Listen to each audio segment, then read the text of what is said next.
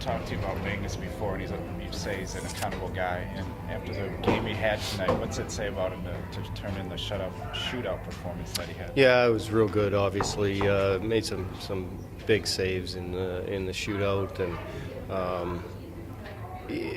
yeah, that's him.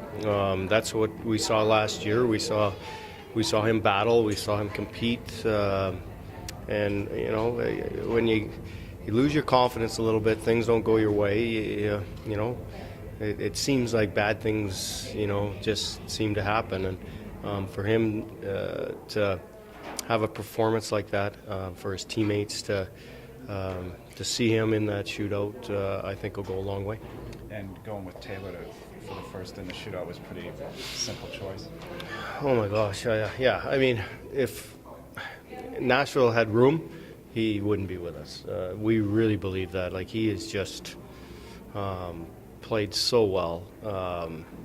Every game he generates offensively and doesn't turn the puck over, and he's playing a real sound two-way game. He starts every penalty kill and basically starts every PP. Plays 5-on-5. We doubled him up tonight. We had 7D dressed. And Mosier doubled a little bit, Van a couple shifts, but basically it was just Taylor playing two on two lines for the entire evening. So he can handle the minutes. A lot of praise for the way that he's he could have easily came here and just after being in the NHL for a majority of the year last year, or at the end certainly, come back here and be bitter and negative, and he's developing, and that's what you're supposed to do in the American Hockey League, is develop, and Taylor's developing to be an NHL player, and he's getting close. What do you think about the crowd tonight in the weather conditions? Well, we were very happy. We were saying that we thought maybe we'd have 100 people here with the weather and the scares and how cold it is to park and all that stuff, and shows a lot about our fan support. I mean, the building certainly wasn't full, but to have people here says a lot about our fans and obviously the city of Milwaukee.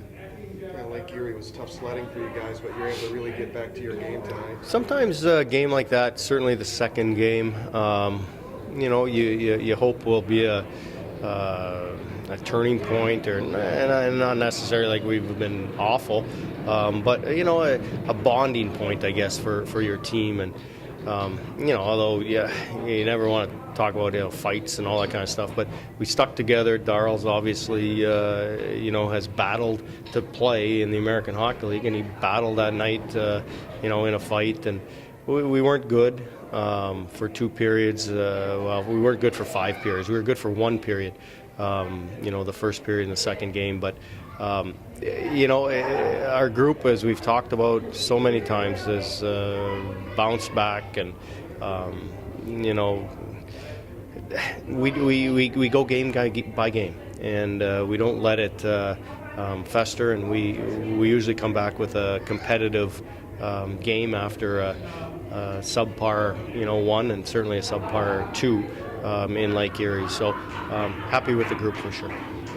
Talked about them before, but again, the Ambus and Tuesday with another pretty good night for you guys. They were tremendous. I mean, I want to say Lambo in the first period probably had 4 scoring chances on his own, like legit scoring chances, and and then staying disciplined and not running around, and doing his job, finishing his checks, making people accountable when something happens. But yeah, I mean, and clearly we just talked about Taylor Beck doubling on that line, made them a better line, but they did a lot of good things. Tuesday competes every single night. Same thing, kills penalties for us, battles, plays on our PP now a little bit, and it's good to reward guys like that and give them ice time and give them responsibility, and they both earned it. And is there any kind of timetable for Celine or Rask? You know what? Celine skated today before practice and after. Rask took the whole practice today. So they're both on their way. Rask will be clearly ahead of Seals, but it's certainly encouraging to get Seals, in a practice mode and going forward. Thanks, Coach. All right, guys.